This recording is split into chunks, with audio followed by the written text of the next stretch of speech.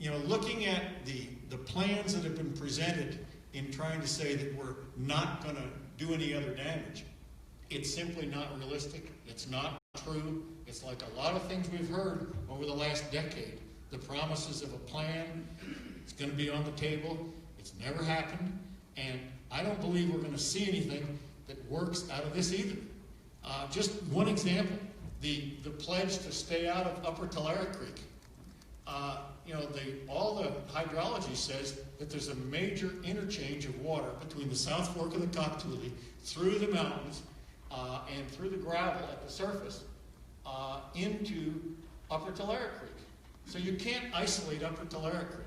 The exchange is already there, and it's documented in both Pebble studies and the EPA studies. Many examples, but the bottom line is you can't come up with a small mine plan that is economic, that is anything but a stalking horse for the largest mine in North America by a factor of about 3 to 1.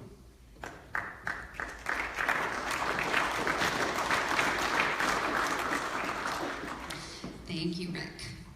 Okay, we've gotten a good taste of some basic information about Pebble, and now we're going to turn to a couple questions that I have here that have come up kind of again and again over the past couple months, and then we're going to start taking questions from the audience. So once again, go ahead and grab a card that are floating around, and if you have a question, go ahead and write it down.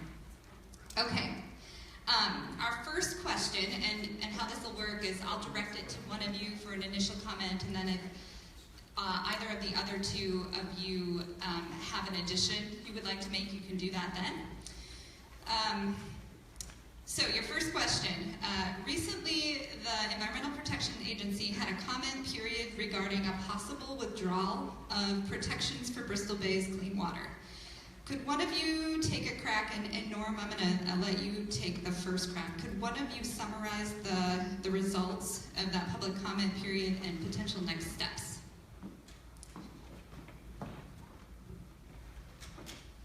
Well, I think the single biggest positive takeaway for someone like ourselves, myself, and those of us that are working on this issue was in an extremely short period of time, with the networking that's out there on this issue, EPA has received well in excess of 1 million public comments against the project.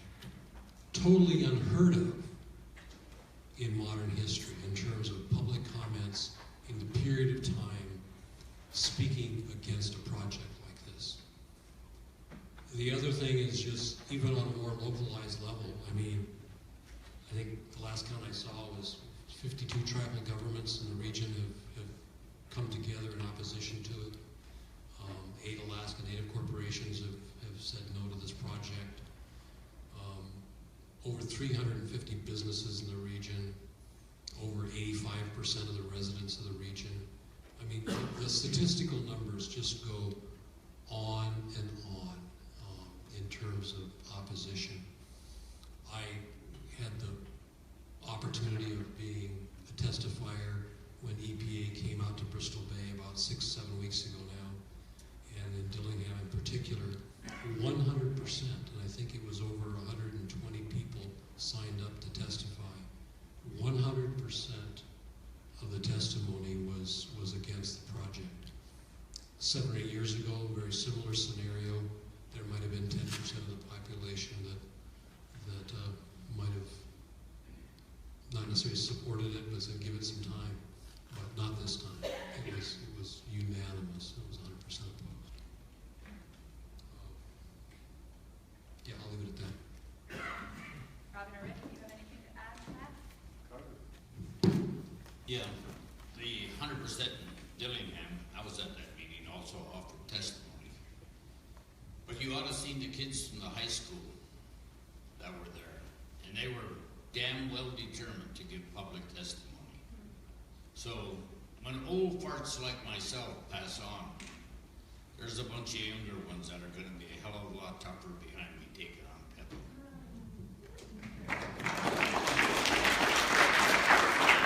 I think we refer to as the rebels against Pebble.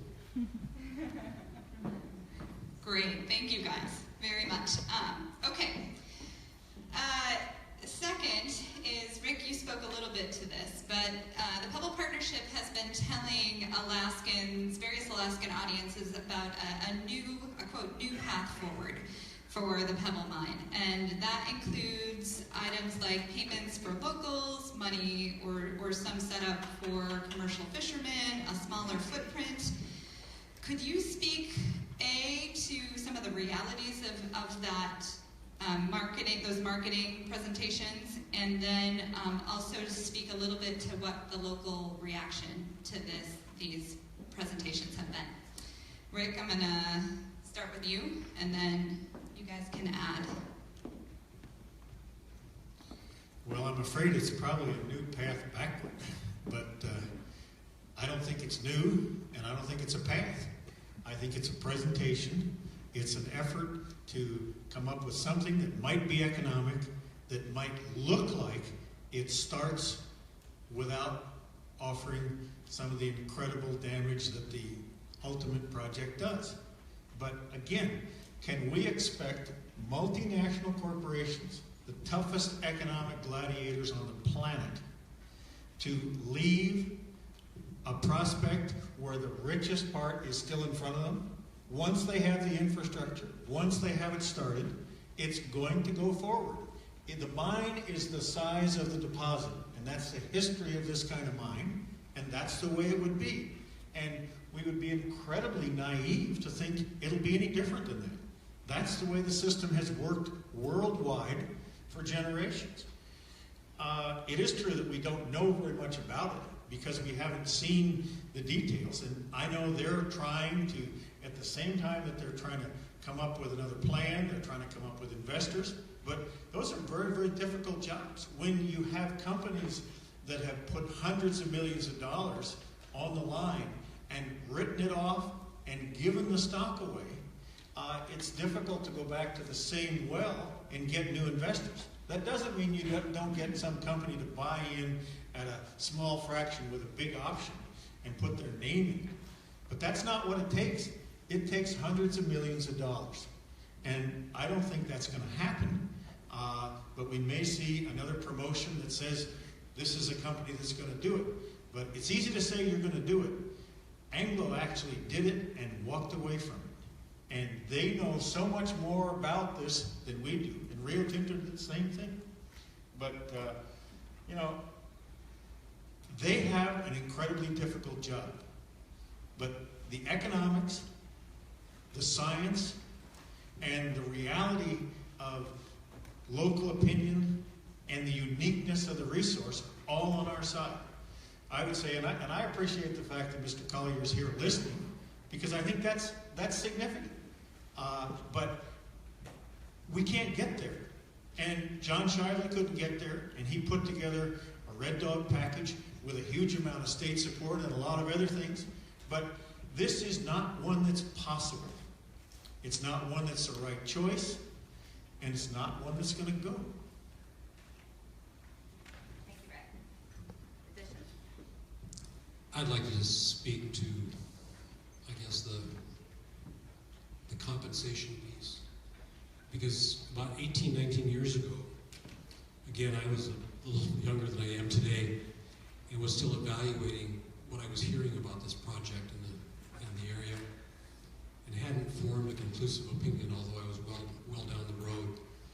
And I was up in the village of Kaliganik, and for a whole different set of reasons. But at the end of my meeting, I was taken aside by the traditional chief at the time, Herman Nelson. And he said, Norman, he said, you should be aware of the fact that, he just said, I just turned down $50,000. He said our community was offered $50,000 for landing rights on a public use airport for helicopter operations. And he said, they don't have to pay us a dime for public use airport. But he said basically they were wanting to write us a check for $50,000 and try to get our community to come out and say we're supportive of the development and research of this project. But he said, we can't be bought. Our subsistence use, our lifestyle, is way, way more valuable than a $50,000 check.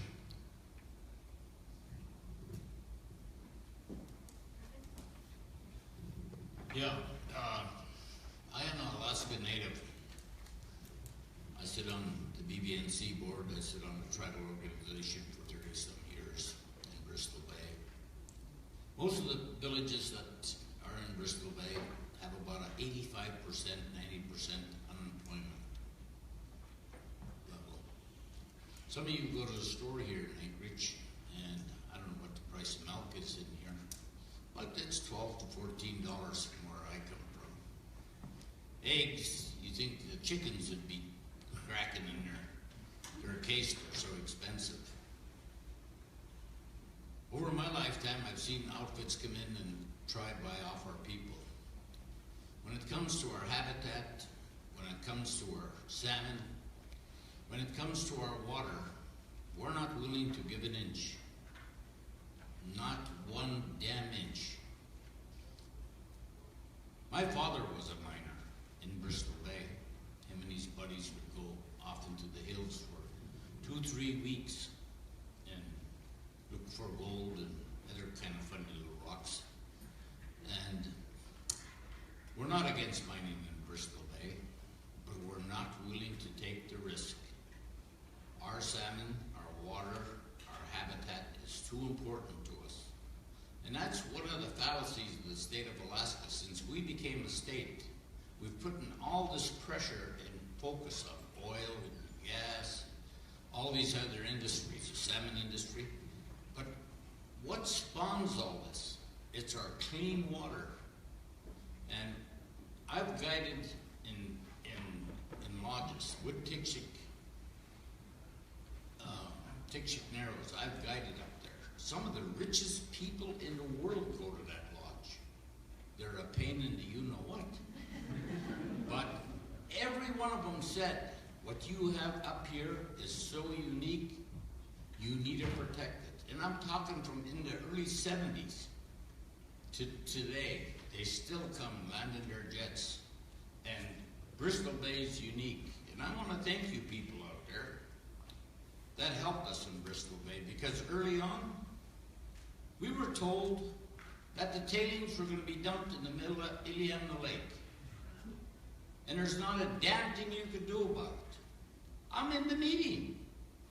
And they're telling me in my homeland they're going to pollute Lake Iliamna, the biggest producing river system, Sockeye River system in the world. And I said, over my dead body, I'll be up there with my shotgun. And I got chastised in the press and everywhere else for saying that. Well, folks, if they started dredging tomorrow and they were dumping in the middle of Iliamna Lake, I will be up at Iliamna with my shotgun.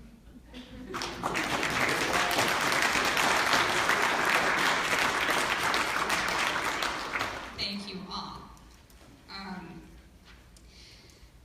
We have touched a little bit on Pebble's recent presentation, and you all have shared several facts about the Pebble deposit and the size and the location. Just really briefly, Rick or Norm or Robin, could one of you talk about what we have been basing our knowledge of the Pebble mine on, and talk about some of the plans and the science that we base these conversations on? Well, of course, the Pebble's own data is a huge source of data, but the EPA, and the EPA didn't get just science from there. They collected in an incredible bibliography of many, many places and put together a great project and a great presentation and a great body of knowledge. But this is an interesting slide. This is kind of the first step in the permit process, was to get a permit to take all the water out of the Cotulle and all the water out of Upper Tulare Creek. In order to do that, they had to present a plan. That plan was a pretty extensive plan. That plan is the one that put Frying Pan Lake under 600 or 700 feet of tailings. That's the plan right there. But one of the things I was going to say, because I'd said it a little bit earlier, they've changed the rhetoric of the current presentation, but they're there's at least two things that are pretty similar. One is the TSFG is about where they're talking about putting their first, and I emphasize their first of the impoundments for the toxic material that they create. But TSFA is not in the process. But what I wanted to point out from this, if you look at the drainage on the right and in the blue, and you look at the drainage on the left, there's two pieces of the drainage on the left. They're the North Fork and the South Fork of the Coctuli. But from about where TSFA is and all that ridge line, the divide between those two drainages at the lowest points is only about 5 or 10 feet on the surface. But the surface is, in many cases, hundreds of feet of gravel. The material coming out of the upper Tulare Creek is what causes the upwelling. I mean, in the South Fork is what causes the upwelling, which is the spawning beds of upper Tulare Creek. You fly that in April, and you've got solid frozen river or creek, and then you've got 200 yards of open water, and then you've got solid frozen below it. The upwelling is coming from somewhere, and the data says it's coming from the Coctuli. So you can't isolate it. It doesn't work. It doesn't happen.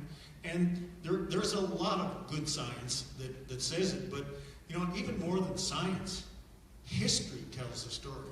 There has never been a massive sulfide mine of anywhere near this size and a wet climate that has not destroyed fisheries. The world was covered with salmon populations everywhere. They were the engine that brought nutrients from the ocean to the land against gravity for centuries. And in 1 century, we have managed to destroy most of them, with the wonderful exception of Bristol Bay.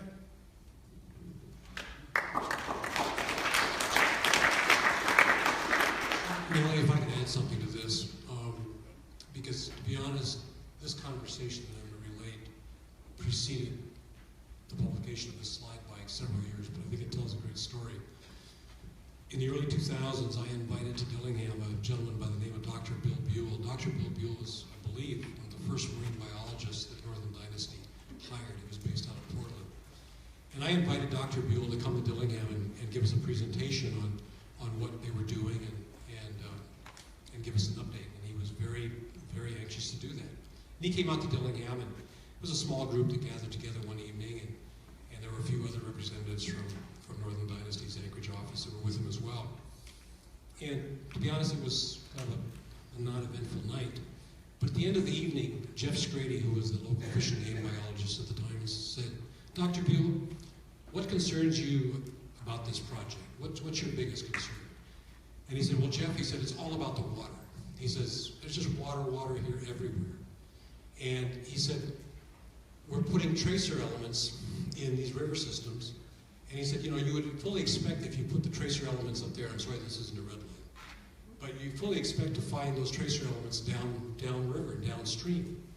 But he said what's really disturbing, and it speaks to the interconnected hydrology of the area, is we're finding those exact same tracer elements 180 degrees away in a whole different river valley and river system. So again, it's all about containment, it's all about the interconnectivity of the hydrology of the region.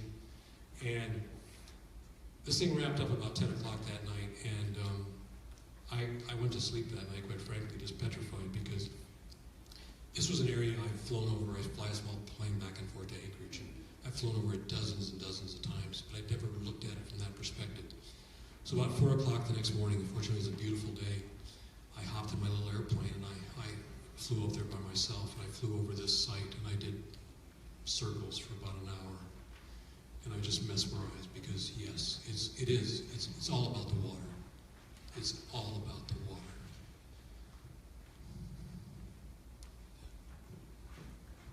Thank you, Norm.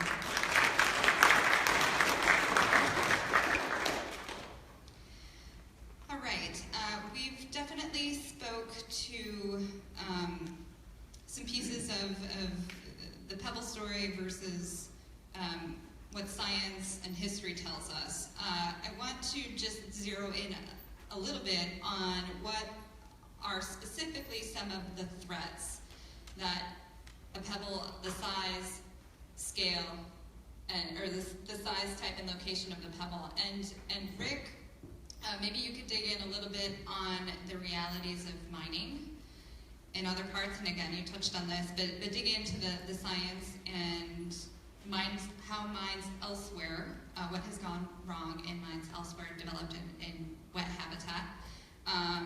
Norm, talking a little bit more about fishing jobs and the economics, and then Robin, again, touching on some of the things you've already talked about, but what this area means and how Pebble could impact local communities. Just a little bit more. When I first started thinking about this thing, I wasn't thinking in negative. So I was thinking about how could you possibly make this work? And I hadn't really, the people that I'd flown for in the mining world were prospectors, small miners, placer.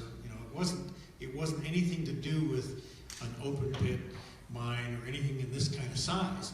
But when you think about what they have to do, they got to obviously dig a huge hole, and they got to dewater the hole. So they got to treat every bit of water that comes into the hole. But at least at that time, it's all coming in, so the pollution's not going out. So they have a 100-year period where they make money, they have a lot of activity, they're treating huge amounts of water, and they're making a lot of profit. But the other side of it is when they stop, they have created this massive material. And there was one of the scientists that works with us, Dave Chambers, who's a mining engineer. But I asked, what is 11 billion tons? I couldn't, you can't think of what the size in these equations are. It's 3 times the size of Bingham Canyon. But I asked Dave Chambers, and we were sitting at a fish board meeting, and so we were listening to testimony. But I said, what is 11 billion tons, 10.8 billion tons? What's it equal if you took a column that was 1,000 feet wide, 1,000 feet high, and just a square column? Of course, it wouldn't stay square. It would have, I should have said a triangle. But I said, how long would that be to be 11 billion tons? And he went over and sat down, and we listened to some more testimony, and about 10 minutes later, he came back over. He says, by my calculations, somewhere between 29 and 30 miles long. It is impossible to imagine the size of this thing. The only thing I can think of is think of a 5,000-foot mountain and turn it upside down and dig it into the ground. That's the amount of material they're talking about. And the stuff that goes through the plant is powdered. It's pulverized to a powder.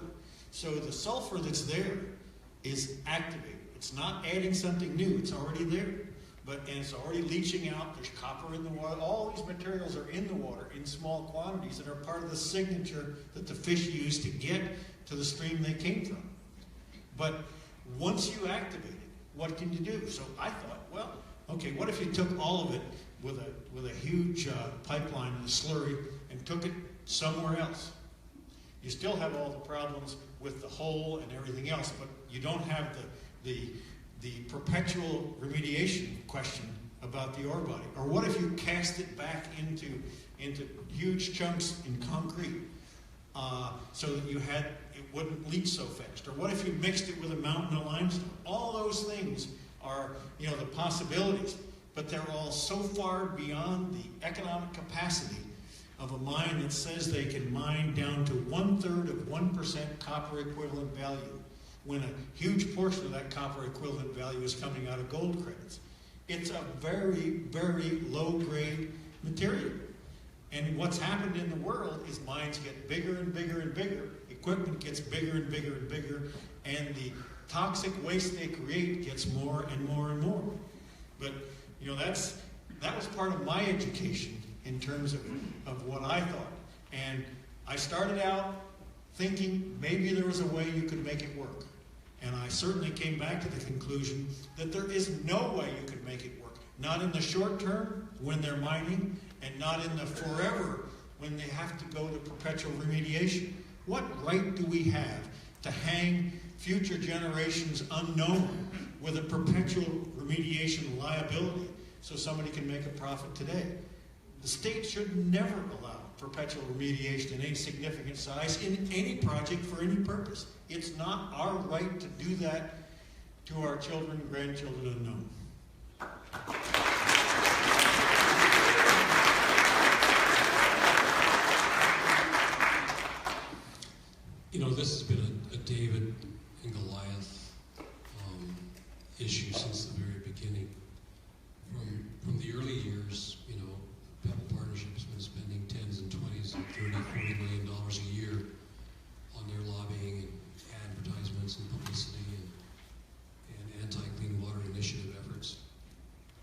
Thankfully, we've had a lot of grassroots efforts of small donations and help here and there. Our single biggest donor that I'm aware of, Betty and Gordon Moore, the founders of Intel Corporation, have been actively involved worldwide in salmon remediation efforts. They got some big projects going on in Russia, in fact, right now. And we were unique here in Alaska because we were the only place that they have come and helped where we're trying to save something that exists. We have something that is working right now. We have an extremely healthy environment. And so it was a unique situation where they came to help try to save us from ourselves, I guess. And thank God for folks like the Moore Foundation. Unfortunately, they've had to go on out and do other things as well. But I guess what I'm trying to speak to here is, and again, my background is Comfish. We have an incredible industry with incredible participation. One of the things that our organization, BBDC, does is we're trying to get more and more of our locals re-engaged in fishing. We've got significant and major loan programs to help our folks and residents in the region. We're not race-based, we're residency-based. Reactivate and get engaged, because we have an incredible opportunity that exists in front of us. And it's a sustainable, renewable industry that doesn't have to tear down families, and doesn't have to tear down clean water and communities, and take the wealth largely to foreign countries. Thanks.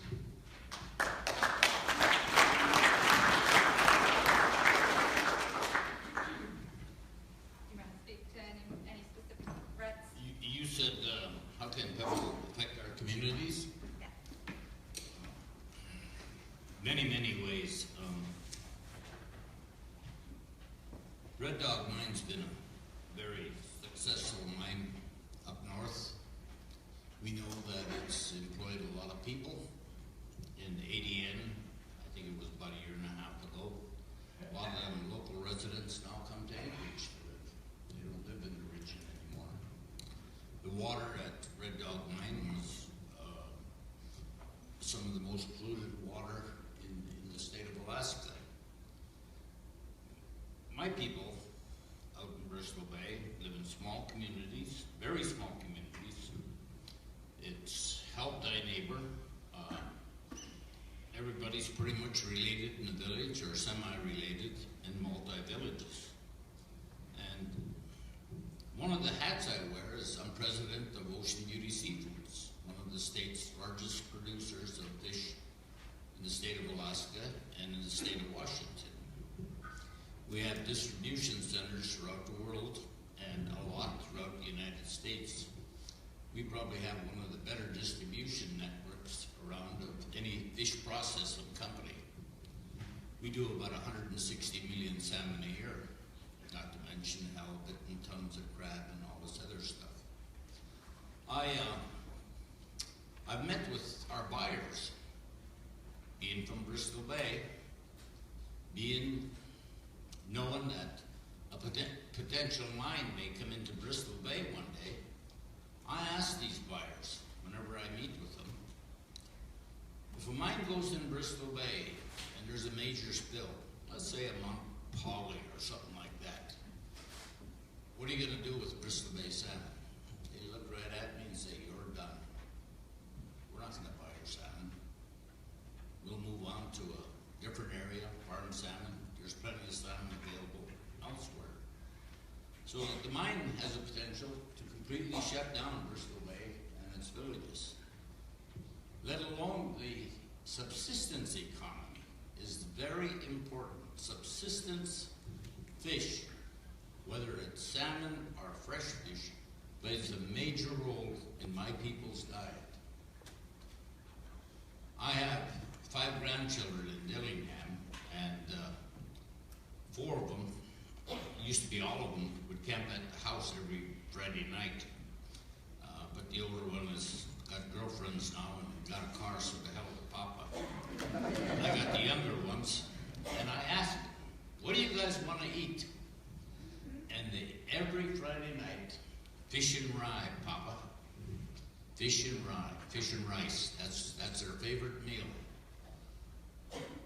polluting our waters will have a very negative effect on the people that I represent out there. Whether you're from Iliamna, Naknek, Dillingham, Klignick, and if we can't harvest our fish to eat, it's going to be the demise of my people in Bristol Bay. That's how important our salmon is. Our fresh fish right now, people are going after fresh fish like you wouldn't believe. I'm getting reports in Dillingham of them up harvesting with very little snow and dangerous ice conditions. They're going out and harvesting their fresh fish for the villages. We've got our hunters and gatherers. And, you know, not to mention, it's going to become the biggest city in Bristol Bay. I'm sure drugs are going to increase. The tax on our wildlife population, our caribou stocks are down now. You know, my people need them animals to survive, and my people live off the land out there. We can't. Most of my people can't afford to go to the grocery store. My brother-in-law in Ekwok bought a T-bone steak for $42. $42 about 3 weeks ago. A T-bone steak. I couldn't believe it when he called me. He said, "You idiot, you paid that much for it?" We just can't afford to go to the store. My people can't, and they rely on the resource.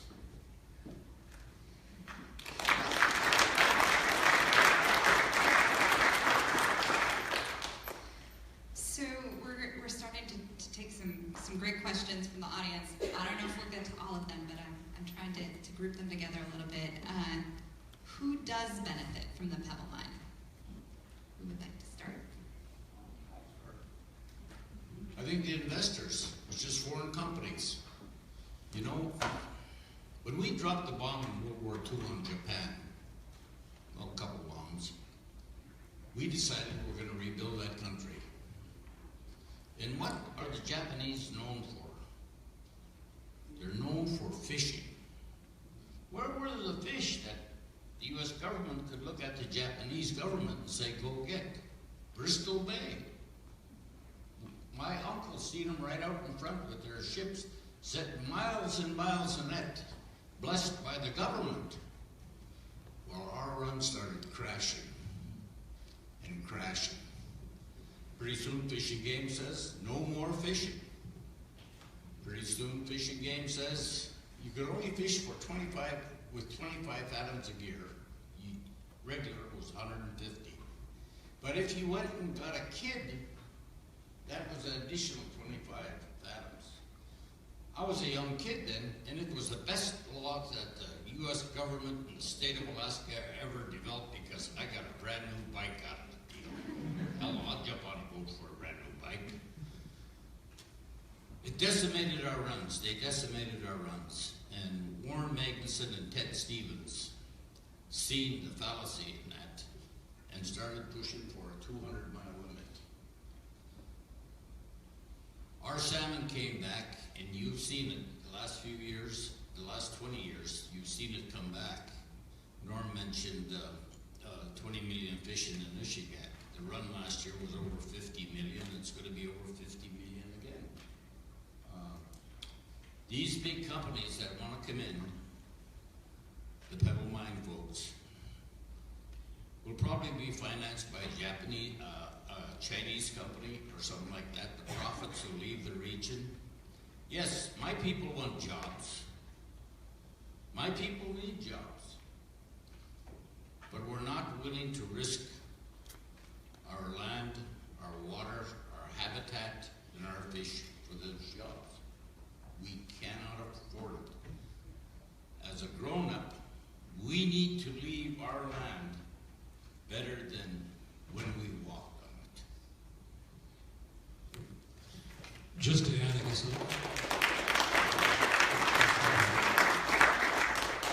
just to add a little bit to that, I completely concur with Robin's assessment that it will largely be, ultimately the investors that will benefit from it.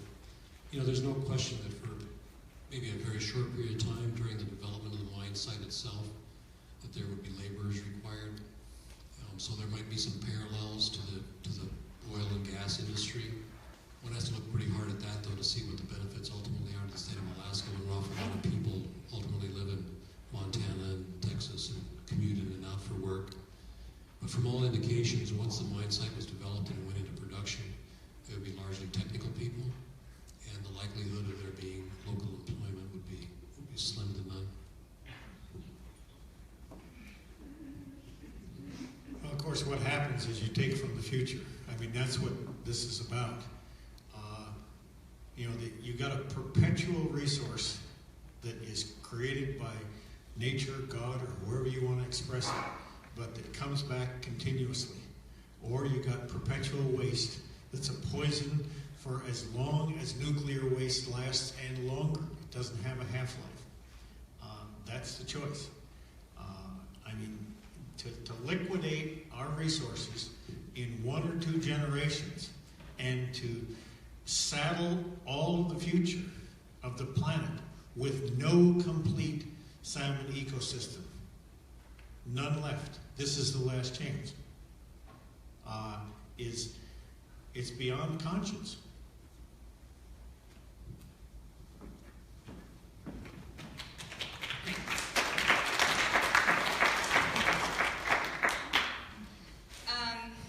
This one, again from the audience, do you have knowledge of the current lobbying efforts of the mining companies and how much money they might be spending and how much money they want to invest to make the mine happen? That's a tough one. Anybody have any insight there? The number that they talked about in the development of Pebble was what, $4.7 billion to create the infrastructure. That was the early thing. I mean, they spent it.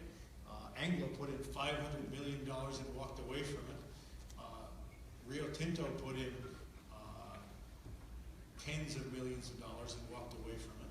Mitsubishi lost money on it. Kaminko, the outfit that originated the Red Dog Mine, is who started it, and they walked away from it. So there's a huge amount of money, but it's hundreds of millions of dollars have been walked away from by some of the biggest corporations on the planet. Nellie, I can't speak to exact. I'd be speculating and guessing, and that's not fair. But what I can say is that in behalf of the former seafood companies that I worked for, and in my present capacity with Bristol Bay Economic Development Corporation, I do some lobbying. I get back to Washington, D.C. Robin goes along with me and others once or twice a year. I go to Juneau twice a year. I will say this. One, we're not in a position to donate money against for political PACs. We just don't do that. But I'll say that I would speculate that I'm being outdoor knocked 50 to 1. Thank you. These questions are along the lines of a tailings dam failure. And in 2014, we did see the Mount Polly mine in British Columbia had a dam failure on a salmon river. So could any of you speak to, should we require insurance for a dam failure? How do we protect against dam failures? And, what could be the economic repercussions of a failure should a Pebble mine be developed someday? Yeah, I was reading in the paper that the Canadian government had until Friday to charge the people on the dam spill and on Polly, and the Canadian government decided on Thursday not to charge them with anything. It devastated the Canadian waterways there, poisoned the streams, put people away from their houses, away from their traditional living, and the government gave them a free ticket. When I'm driving here in Anchorage and I don't use my turn signal, I get a bigger fine than they do. I think that the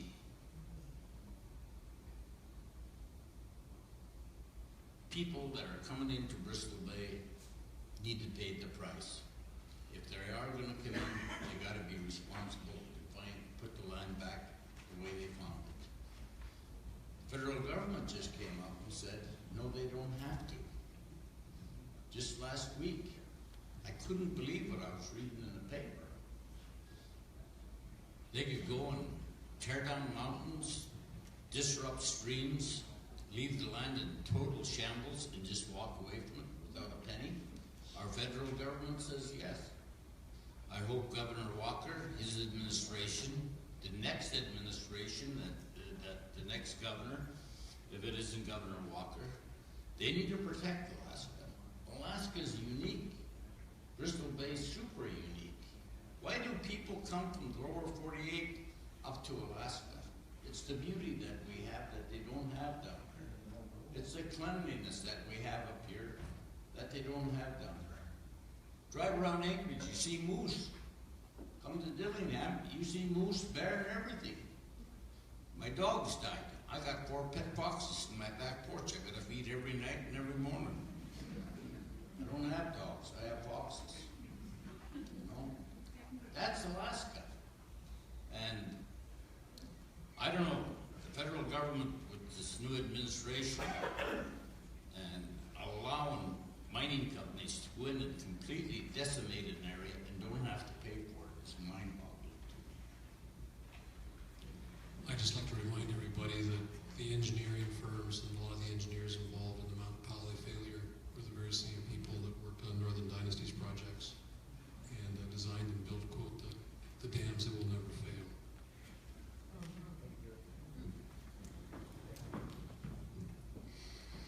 All right. A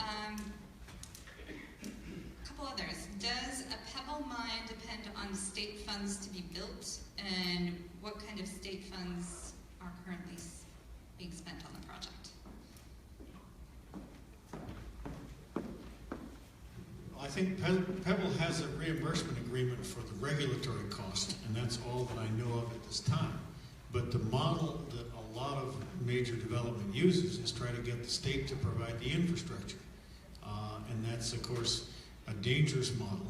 If you could break up the EIS into components and get the state to build a port and try to justify it through some other access to Iliamna, and, you know, I mean, there are things that are traditionally done by major corporations to get the state to first help them with financing and then to build parts of their infrastructure.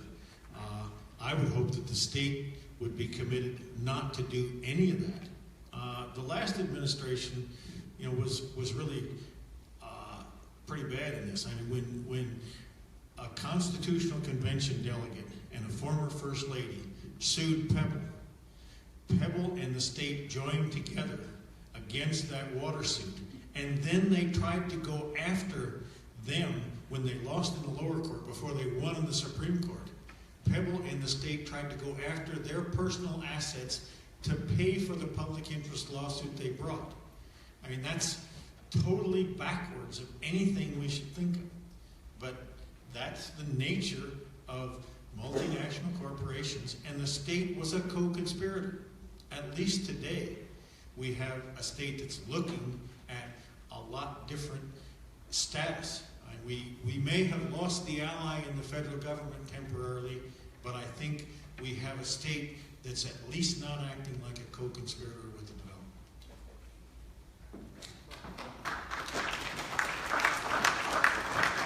Great. And there is a question just along those lines, in that we heard from Governor Walker this fall that he is opposed to Pebble. I guess, given that we've heard promises of Pebble applying for their permits this fall, what are some next steps we might see at the state level or through the federal permitting process? Well, I think the Pebble people are saying by the end of the month they're going to submit a permit application to the state of commissioner at DNR and is waiting for their application. So at this time, I think as Paul Harvey says, we all need to stay tuned for the rest of the story, because there's nothing out from Pebble to put it forward. I think they certainly have promised, but they have promised probably at least 10 times before that they'll be into permits in 2004, they'll be into permits in 2005, and on to right now. I don't know, and it depends on what you call a permit application. Because if it's a complete application, it's something they don't have the data for yet. They've just got information to try to get the water characteristics of Amactadori Bay for a potential port. That's going to take 2 years to get that information. So you're not going to see a complete application. If we see something that they call an application, then we need to look at it. But the state's got a zillion different things. I mean, the first thing, if Pebble were going to be a good corporate citizen, the first thing they do is they clean up the mess they left where they are. They go back to all the wells that are still running artesian. They'd go to the settling ponds, and they'd, instead of making acid mine drains test cells out of them by leaving them there, they'd clean them up. They'd do an assessment of whether they've gone acid, what they've done, and there's a lot they could do in just cleaning up their work. I don't know if you could put up what, one of the reasons that we're frustrated with this mine is some of the pictures that you can just pick up any of them. Go back one more before that, so you see, just go back one, right there. This is a salmon stream right there with beaver dams and everything else, and that's the shoring for a drilling rig. Now, they claim this wasn't wetlands, and because it wasn't in the anadromous catalog, it didn't have the protection of a fish and game permit. But if you look at their settling ponds to the right, you see that they're already full of water. They just dug those holes. Those holes are about 4 feet deep, and the water is up within about 4 inches of the top of them. They're sitting in the water on the shore. But this is before they did it. Now, the next slide is what happened when they did do it. The rig beat itself down into the water so much that all the graves, drilling mud, that came up out of the water. Look at the water and everything else. This is not wetlands, and it's not protected. The state did nothing about it. This is what those settling ponds look like when they're pumping all the drilling mud and everything out of the holes. And the next slide is this is what it looked like a year and a half later. You see the settling ponds are covered up. You see where the drill rig was. But again, these were taken for the whole point of, is this not wetlands? That's why the people of Bristol Bay are upset. It's not just, this is just the exploration program. Add another $4.7 billion worth of development and think of what you got for a mess.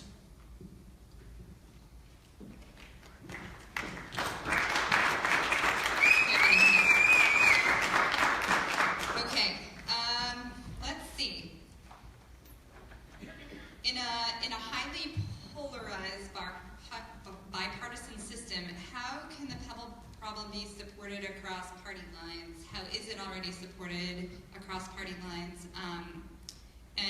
How can we get the message of the importance of Bristol Bay back to Washington, D.C. and other elected officials?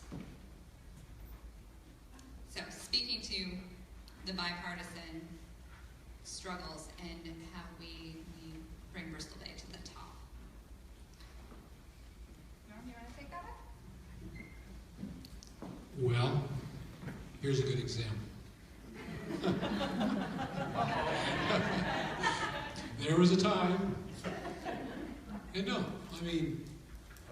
Rick was Senate President, Republican Senate President, a damn good one. And then he married into Bristol Bay. And I think it's all about education. I really do. I'd like to believe in our inherent goodness. I pick up the newspaper these days, and it's hard to believe that. But I do believe in the inherent goodness.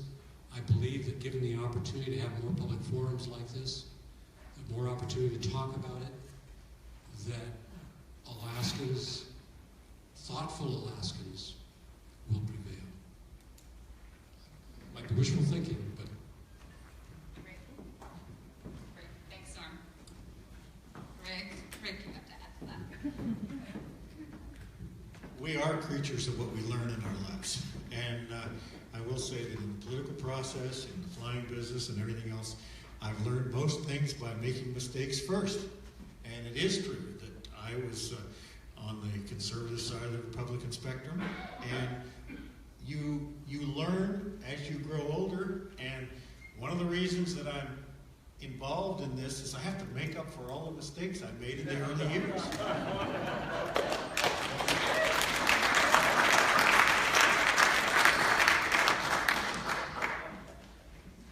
All right. Let me just check the times. We have time for two more questions and then a wrap-up question, and then I'm going to invite a special guest to the stage. Where did my question go? Sorry, guys. Oh, okay. What can the average Alaskan do to bring awareness, the importance of stopping Pebble Mine, and, getting to the point of even if 1 million people speak up, like how do we get people to listen? Well, we've had 1 million people speak up, but the fight's a long ways from being over. And we need to continue. You folks, when there's a hearing here in Anchorage, you need to show up. My people in Bristol Bay are so grateful to the people, the 8,000 of us in Bristol Bay. When Pebble first started coming in, we had strategy meetings on how we're going to take on this giant. And we came to the conclusion we couldn't take on the giant. They were going to roll over us. At that time, there was a lot of money in the mining industry that was pouring into Bristol Bay. The meetings, as I indicated earlier, were one-sided meetings. They weren't asking us for our opinion. They were telling us their opinion and how things were going to go. I know prejudice. Being an young Alaskan boy in the village, in a divided community, I've experienced it as a young boy. Until Pebble came and I experienced that same feeling. They didn't look at us as human beings in Bristol Bay. They looked at us as obstacles. I mean, to come into my town and tell my people, we've got the state, we've got the federal government, we're going to do this. Oh, that just got my hair just rising. Let me tell you, I got to speak up for the kids in Bristol Bay, in my hometown, Dillingham. They march carrying anti-Pebble flags when it's 20 below, and they're smiling. It's just amazing what this has done in my 66 years of living in Bristol Bay. We've been divided on so many things that I remember in all these years. I've never seen Bristol Bay unite like they have united against Pebble. And with you guys' support and the 999,000 other people's comments, it gave my people hope. And my people, through NUNAMTA, United Tribes, the different organizations, have stood up. And we stand together proud. We're united. Because we know we got the backing of you people. Without the backing of you people, the mine would be under construction right now. We know we couldn't stop them, but united, we're going to stop them. I want to bring up one more thing on these maps up here that we're showing. We're talking about Adventist fish streams. Tim Troll sitting in the audience. Bristol Bay's very unique, and you could find fish down here in every stream. I kid you not. On the Cotuly side, on the Malchatna side, I've been up there a number of times, and damn near every river system you go in, you don't think you're going to see a fish, and there's a fish. And Tim's work on the streams in that area has only touched the iceberg. But there's not one stream that they've flown into or walked into, flown in by helicopter or walked into to test, that there's not fish in that stream. And that's what makes Bristol Bay so unique. It doesn't have to be one big major spawning bed. Them spawning beds are all over. And we need to protect that. But it's you people that are sitting up in this audience tonight that give my people the strength in Bristol Bay to carry on. And we will carry on. And I want to thank you from the bottom of my heart.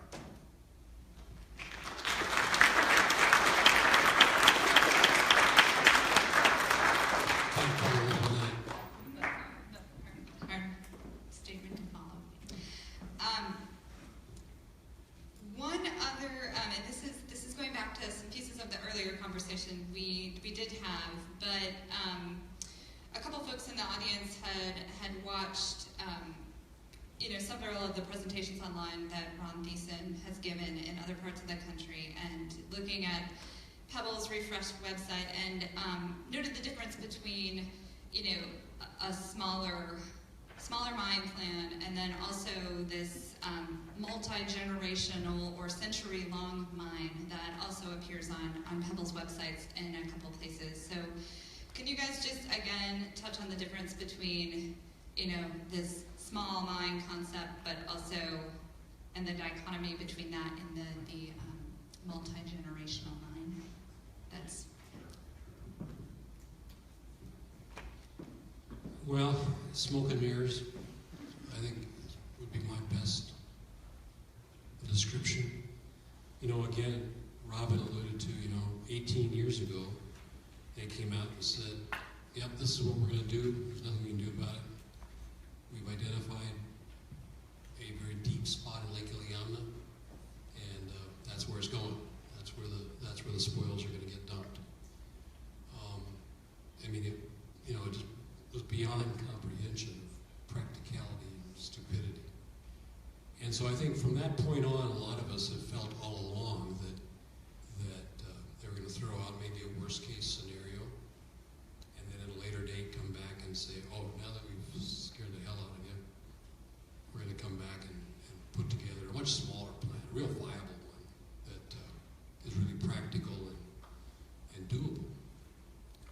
But again, it gets back to the reality that because of the nature of the resource, they have to move a tremendous amount of material to make it economically viable. The cost of the infrastructure to get in there, to develop it, to dig the holes, to at least during the operation of the mine, treat the water is just incredible. And there has been no one that I've talked to that knows anything at all about the mining industry that feels it can be anything but big. And so the reality is, they get that very first permit, and that's the difficult one. And then after that, the dominoes just start to fall.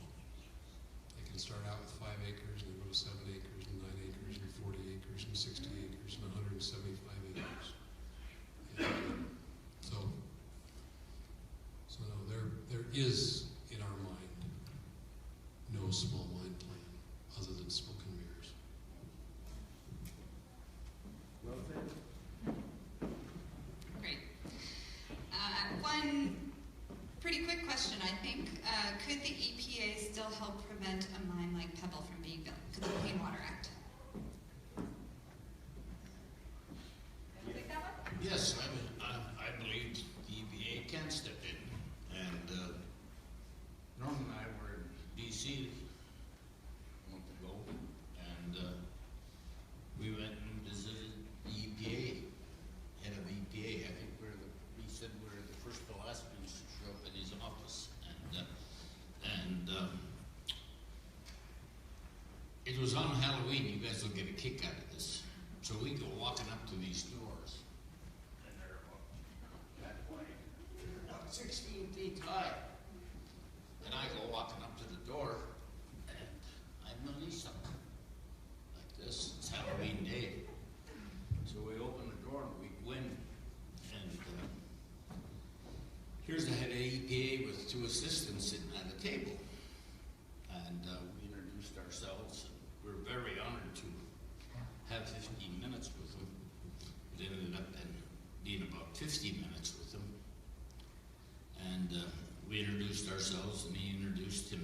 these two staff people, and I said, you know,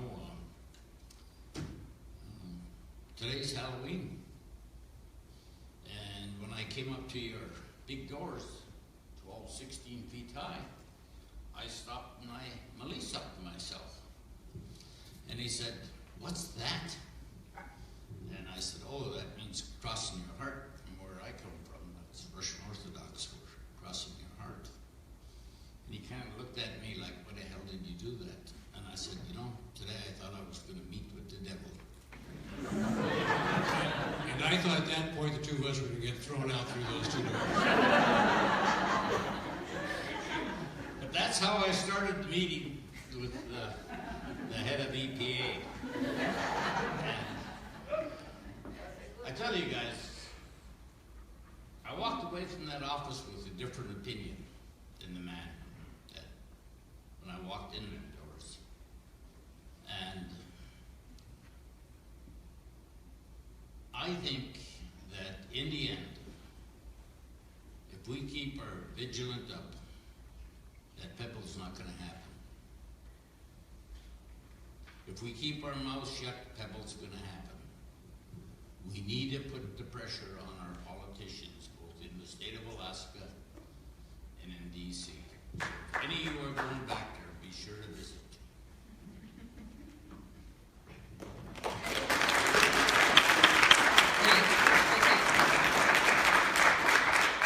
And then, just again, Pebble has promised for over a decade that they will apply for permits, but just in case we do see some sort of application or at least set of permit applications before the end of the year, what might 2018 look like, and are there ways for people to weigh in or be involved in the permitting process?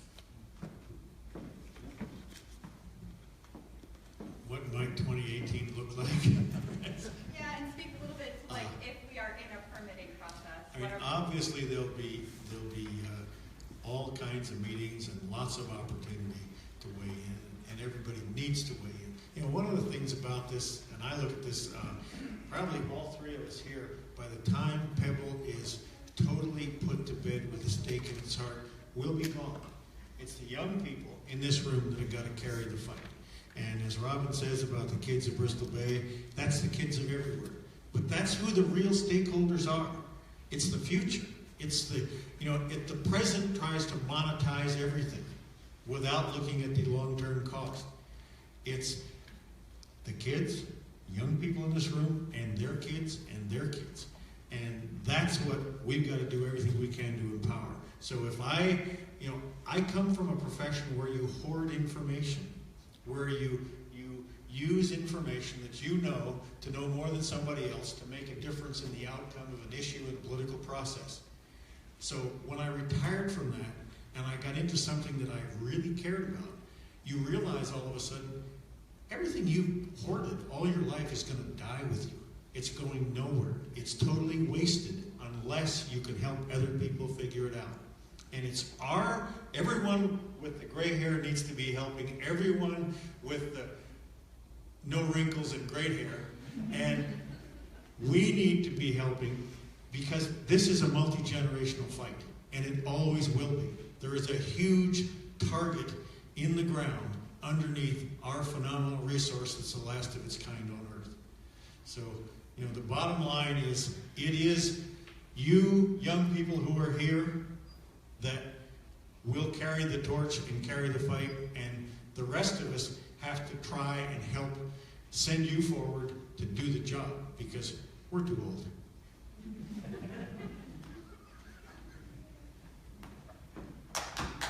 I'm not done yet. Okay, we are, unless, have any other questions come in? Okay, all right. I think we are going to give all of our panelists about a minute and a half to do a final statement. If there is one message that you would like to send to Alaskans about Pebble, what it would be, what would it be? I'll give you just a couple seconds to think about that, and then Rick, I'm starting with you.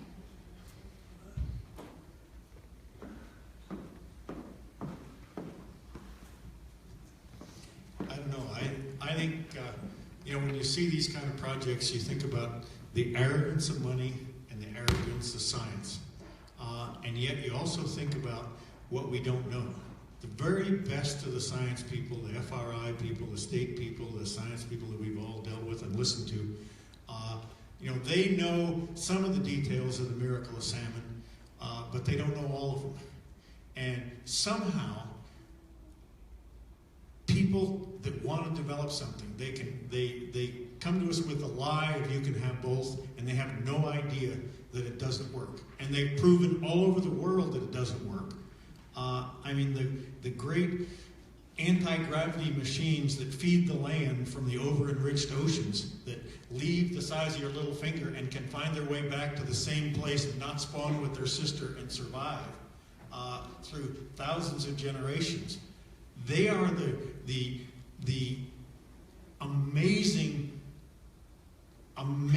piece of the puzzle, and we still have it. Nobody else does. And everything in Alaska eats from that, whether it's humans, whether it's tiny microorganisms, whether it's brown bear. Everything lives on salmon, and even the greenery that's there wouldn't be there unless salmon had come back with 20, 30, 40 pounds of carbon-based mass and left it there. So that's the miracle that we have to keep in mind, and it's magic. And the one thing we should remember about magic is if you don't know how to fix it, which we don't, then don't screw it up.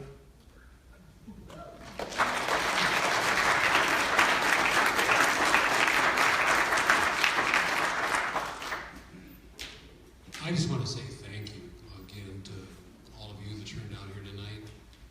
Quite often in region we look around and we're preaching to the choir. And I look out in this audience and, I don't know 95% of you. And to me that's actually great because it inspires me. As Robin alluded to, it gives those of us in the region that are fighting this in our backyard hope. You are the reason, and folks like you are the reason that we don't have an active development project already probably in the works. This has been a David and Goliath issue from the beginning. And it's been difficult. I think a lot of us thought, a year, 2 years ago that while this issue is never, ever going to go away, it's going to be multi-generational, that at least for the short term, when I say short term, for the next 10, 20 years, we could somewhat put it to bed. The elections a year ago changed that whole spectrum. And so for those of us that have been concerned about this, been fighting this, we've gone back to our closets and pulled out the old playbooks and we've had to dust things off and re-engage. Very, very at times disheartening that so much of our adult life has had to be spent and consumed on dealing with this issue. But dealing with it we will, because this is just too damn important. It's just a region that is so blessed with such an incredible natural resource and a people that depend upon it to look the other way. And for that, and for all of you, we're so ever thankful. The only thing I'd ask is that the next time we have an opportunity to do something like this, bring your neighbor, bring another person or two along with you. Thank you very much.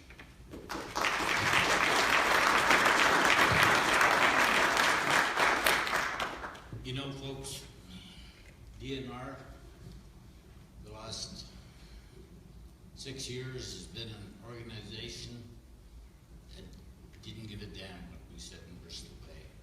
It seemed like DNR and Pebble were in bed together. We've gone down to Juneau many times. We've attended hearings. It was like talking to this bottle of water, DNR. The governor came out against Pebble. The governor said, I'm going to restructure DNR to be more responsive to Alaskans, all of us in this room. And I want to say that whether you support the governor or not, that he has changed DNR. They're listening to us out in Bristol. I'm not saying they're agreeing with us all the time, but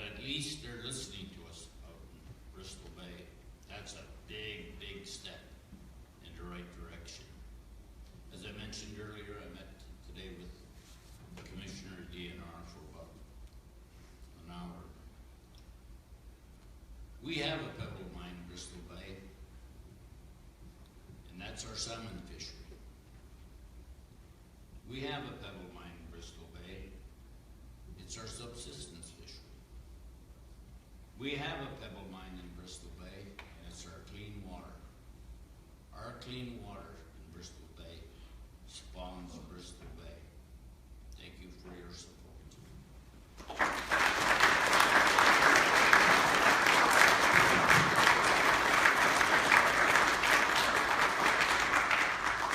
Thanks to each of you for not only your time tonight, but your years and years of passionate education about Bristol Bay, your homes, and what Bristol Bay means to the rest of Alaska and the world. So thank you all very much for your time tonight.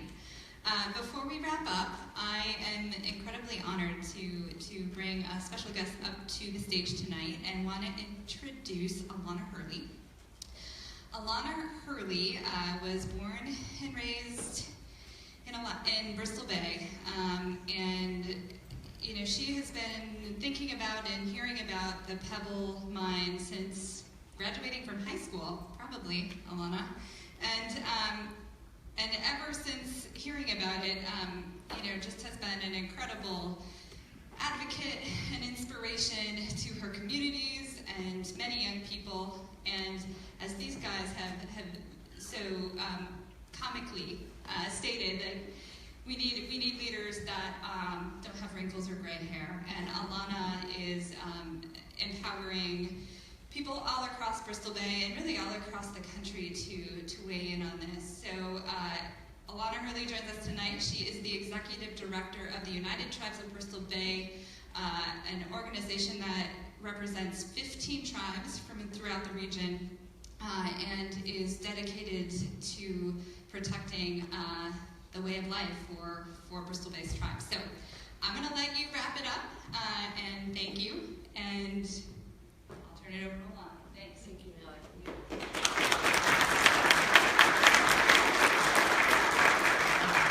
Before I begin, please give Nellie moderating. You did an amazing job in this amazing panel for sharing such important information about me tonight.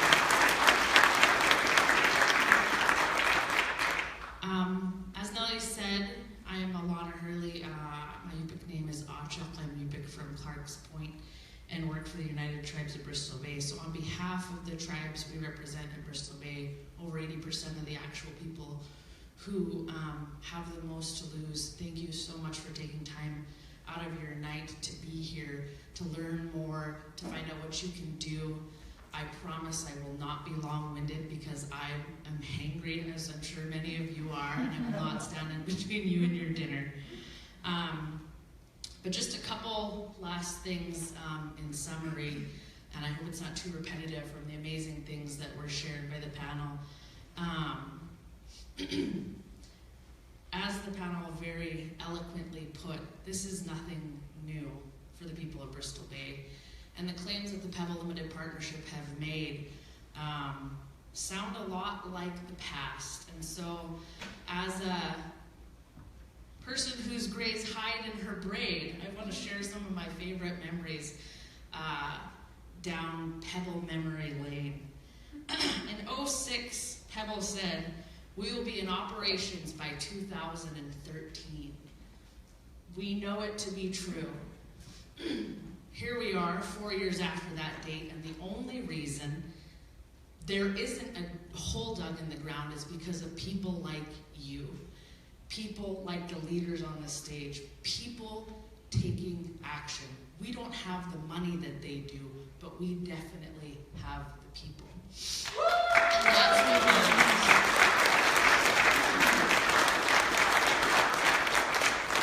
I'm so glad Robin also reminded me that Pebble came into the region very early on, as big companies like to do, and let you know that your fate has already been determined for you. So all you need to do is get a seat at the table. Well, if I've learned anything from the men up here and the many leaders in Bristol Bay and the people of Bristol Bay, is that we don't just get a seat at the table. We sit at the head of our table in Bristol Bay, and you will not tell us what is on the menu. because we are here and our voices matter.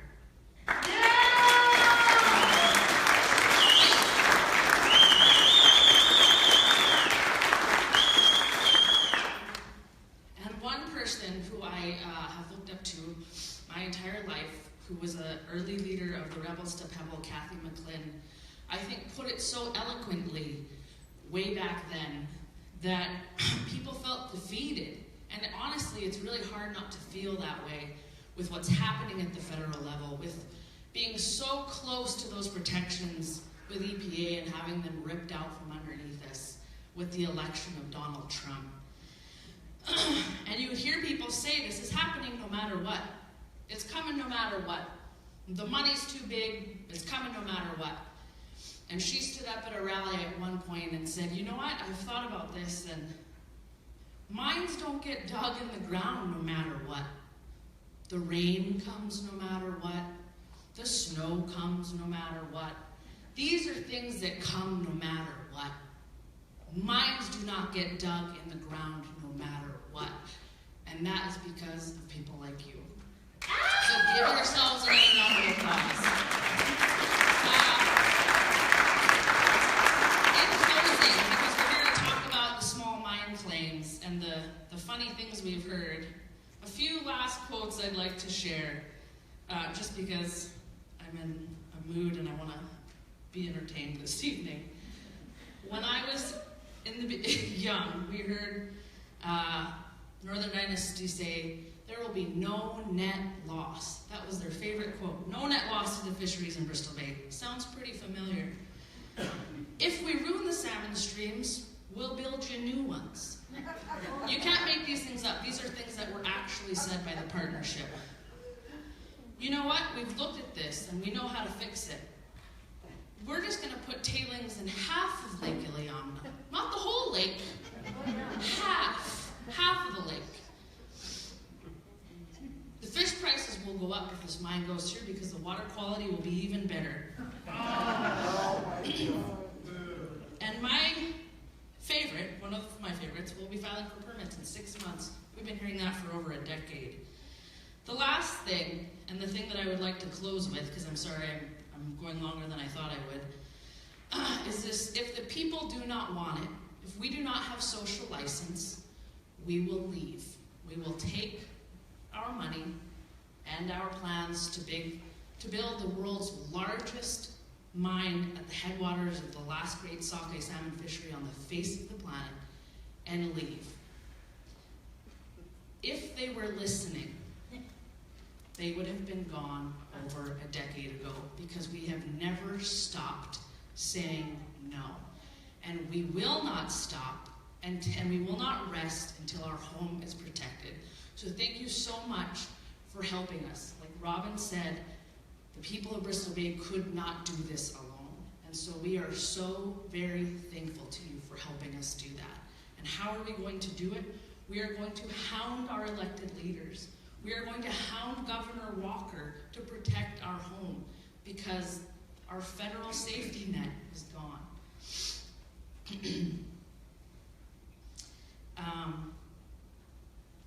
Most importantly, people always ask, what can I do? What can I do to help? And signing the letters are important. Showing up, turning your care into action is one of the most important things you can do, because they actually matter. But when I think about it, what is actually going to change things for us and the world is for you to keep living your lives, keep eating fish, keep teaching your children to value people over profit. Keep working to protect what is sacred, what is left of sacred in this world. And if we can do that, the change beyond Pebble will be even greater. So thank you so much, and thank you for this amazing panel. We look forward to talking with you after. And as you know, we do not have the money that Pebble has. We'll never have the money, but we have the truth, the science, the facts, and the people on our side. But if you can donate, please donate to one of the organizations that does this work, because it is so critical and the threat is so real. and it will continue to be very real in the years to come. So thank you so much, Quyana.